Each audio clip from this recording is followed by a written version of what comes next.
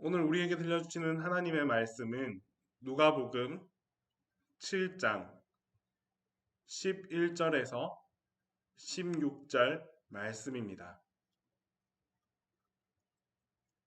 그 후에 예수께서 나인이란 성으로 가실새 제자와 많은 무리가 동행하더니 성문에 가까이 이르실 때에 사람들이 한 죽은 자를 메고 나오니 이는 한 어머니의 독자요 그의 어머니는 과부라. 그 성에 많은 사람도 그와 함께 나오거늘 주께서 과부를 보시고 불쌍히 여기사 울지 말라 하시고 가까이 가서 그 관에 손을 대시니 맨 자들이 서는지라. 예수께서 이르시되 청년아 내가 네게 말하노니 일어나라 하시매 죽었던 자가 일어나 앉고 말도 하거늘 예수께서 그를 어머니에게 주시니 모든 사람이 두려워하며 하나님께 영광을 돌려 이르되 큰 선지자가 우리 가운데 일어나셨다 하고 또 하나님께서 자기 백성을 돌보셨다 하더라. 아멘.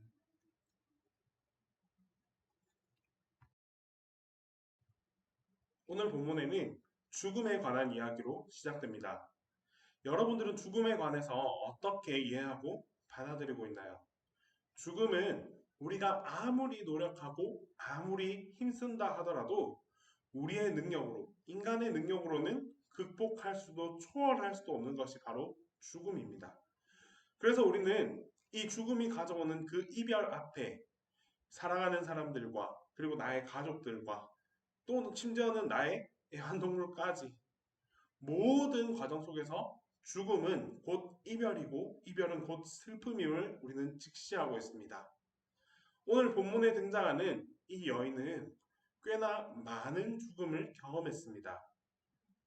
오늘 이 본문에는 한 아들, 그의 독생자가 죽음에 이르게 됩니다. 그런데 이보다 더 슬픈 것이 이 어머니는 이미 아버지를 여인, 남편을 여인 과부였습니다. 생에 살아가면서 과부로서의 슬픔도 엄청날 것인데 그렇게 살아오다가 아들마저도 하나밖에 없는 그 독자마저도 죽음에 이르게 되었습니다. 과부의 심정은 말로 헤아릴 수가 없죠. 사랑하는 사람, 사랑하는 가족을 두 명이나 잃었기 때문에 이 눈물을, 이 슬픔을 공감하기란 결코 쉬운 일이 아닙니다.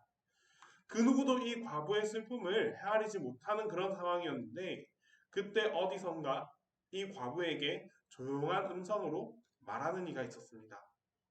바로 우리 예수님입니다. 예수님께서 과부를 향하여 울지 말라라고 말씀해 주셨습니다. 우리는 이 울지 말라라는 말을 보통 두 가지로 해석할 수 있습니다. 첫 번째는 거짓 위로입니다. 그냥 여러분들 아기를 키우는 엄마를 한번 상상해 보십시오. 엄마가 아이가 막 울고 있으면 그냥 뚝 울지마 울지마 울지마. 여러분 이때 울지 말라는 이 말은 진짜 아이가 눈물을 그치기 위함이 아니라 어떻게든 이 상황을 중단시키고자 끝내고자 원하는 마음이 담긴 울지 말라입니다. 즉 다시 말해서 아기가 막 재촉하고 보채고 밥 달라고 뭐 응아했다고 등등등등 이런 상황을 빨리 해결하기 위해서 이 눈물을 어서 멈추어라 라고 말하는 거죠. 이런 울지 말라가 있는 한편 또 진심으로 그 상처난 마음을 헤아리기 위해서 위로하고 공감하기 위해서 진심으로 울지 말라라고 말하는 경우도 있습니다. 오늘 본문에서 예수 그리스도께서 말씀하신 울지 말라의 의미는 선의의 거짓말이 아니라 바로 진심 어린 공감과 그 눈물을 거두고 위로해주고 상처난 그 부위를 덮어주고자 하는 예수님의 그 심정이 담겨 있는 진실된 울지 말라였습니다. 예수께서는 당당히 그 현장 속으로 걸어가셨습니다. 모두가 이 독자를 잃은 과부의 눈물 앞에 다가가지 못했는데 예수는 당당히 그곳을 향해 나아갔습니다. 그리고 그 관에, 독자의 관에 손을 대고 말씀하셨습니다. 뭐라고 말씀하셨죠? 일어나라. 일어나라. 당시 이 예수님의 모습을 본 수많은 사람들은 놀랄 수밖에 없었습니다. 왜? 이미 죽어서 관 속에 들어가 있는 그 나인성 과부의 아들을 예수께서는 다시 일어나라라고 말씀하셨다는 사실입니다. 단순히 과부의 눈물을 닦아주기 위함도 아니었고 그 눈물을 그냥 내 말로 거짓된 위로로 치유함도 아니었습니다. 그 눈물의 본질은 결국 죽은 아들이었죠. 그래서 예수님께서는 이 문제, 이 눈물에 그 깊이 박혀 있는 그 문제의 본질을 해결하기 위해서 일어나라. 죽었던 아들아 일어나라 라고 말씀하시며 과부의 곁으로 다가간 것입니다. 이후에 어떤 일이 있었을까요?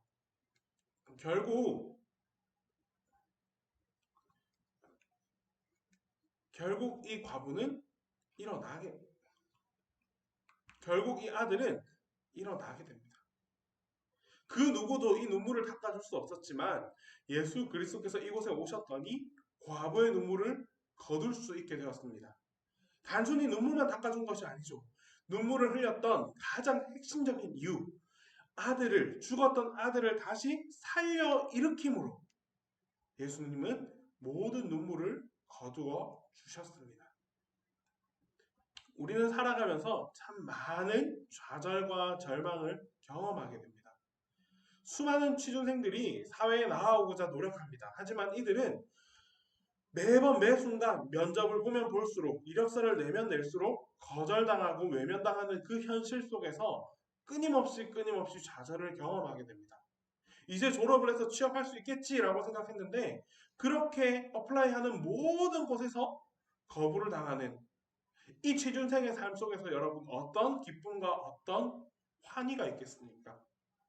수많은 공시생들이 있습니다. 공무원 준비하는 사람들이 넘쳐납니다.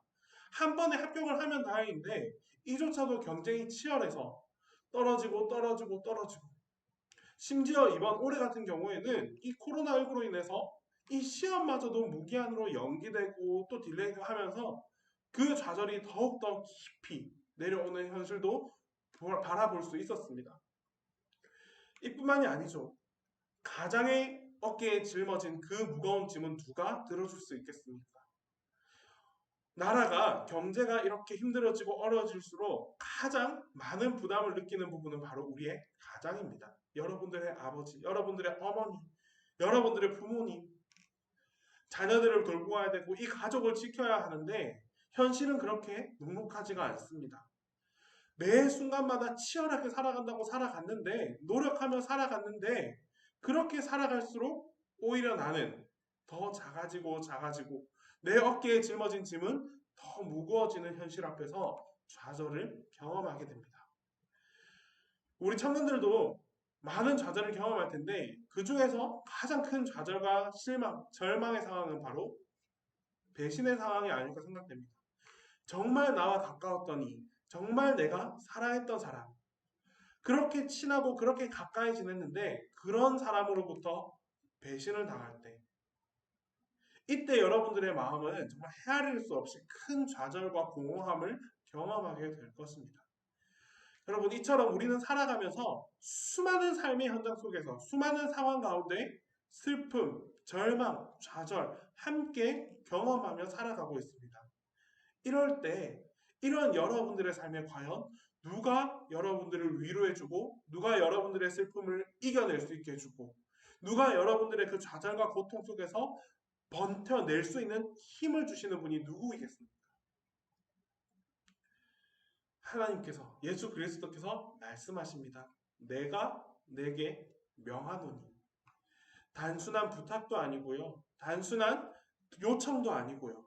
강력한 명령의 메시지로 여러분들에게 말씀하십니다. 내가 내게 명하노니 무엇을? 회복을 명령하셨습니다.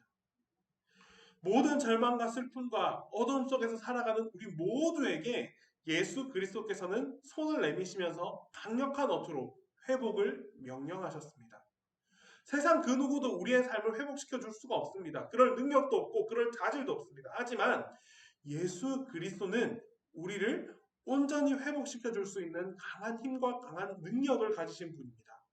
때문에 우리가 이 예수 그리스도께서 회복하라 내가 너에게 말하노니 명하노니 회복하라라는 이 말씀만 나의 말씀으로 믿고 의지하고 나아간다면 우리는 어떤 상황 속에서도 어떤 절망과 고통 속에서도 진정한 회복을 경험할 수 있게 됩니다. 단순한 회복이 아니죠. 그런 상황 속에서 예수님께서는 직접 찾아와 주십니다. 과부의 절망을 아시고 그 과부의 곁으로 찾아오셔서 그 슬픔을 이겨낼 수 있게 하여 주셨습니다. 마찬가지로 우리가 슬프고 우리가 힘들다 기도해 보십시오. 예수님께서 그런 여러분들을 찾아와 주십니다. 그리고 그 고난의 현장 속에서 함께 걸어가 주실 것입니다. 묵묵히 걸어가면서 여러분들 때로는 뒤에서 밀어주시기도 하시고 때로는 앞에서 당겨주시기도 하시고 지쳐있을 때 여러분들에게 힘과 응원도 해주시고 여러분들의 삶의 길을 끝까지 함께 동행하면서 지켜나가 주시는 분, 그분이 바로 우리의 예수 그리스도입니다. 이제 하나님께 여러분들의 상처를 내어놓길 바랍니다. 내 마음속에도 혼자 끙끙 앓고 있었던 상처들, 아픔들, 좌절의 순간들 이제 하나님 앞에 온전히 오픈하길 바랍니다. 하나님께서 그 오픈된 여러분들의 마음, 여러분들의 기도를 들어주십니다. 이런 믿음과 확신을 가지고 이제는 하나님 앞에 나아오십시오. 더 이상 혼자 머물지 말고 하나님 앞에 나의 아픔을 내어놓기를 바랍니다. 그때 우리는 진짜 하나님의 위로하심을 경험할 수 있게 될 것입니다. 오직 하나님밖에 없습니다. 나의 마음을 위로하시는 분, 나의 마음을 온전히 회복시켜 주시는 분, 다른 누구도 아닌 오직 예수 그리스도, 오직 우리의 하나님 한 분밖에 없음을 기억하길 바랍니다. 기도하겠습니다. 하나님 아버지, 이 삶을 살아가면서 때로는 많이 힘들고 어렵고 지칠 때가 있습니다. 그럴 때마다 나를 찾아와서 나에게 조용히 말씀해 주시는 예수 그리스도의 음성에 귀 기울이게 하여 주시옵소서. 회복을 명하시고 치유를 명하시고 나의 아픈 마음을 잠잠히 안아주시는 그 하나님의 손길을 우리가 함께 경험할 수 있기를 간절히 소망합니다. 하나님을 통해서 예수 그리스도를 통해서 참된 회복을 누리며 살아가는 우리 모든 청년들이 되게 하여 주시옵소서. 사랑합니다. 예수 그리스도의 이름으로 기도드립니다.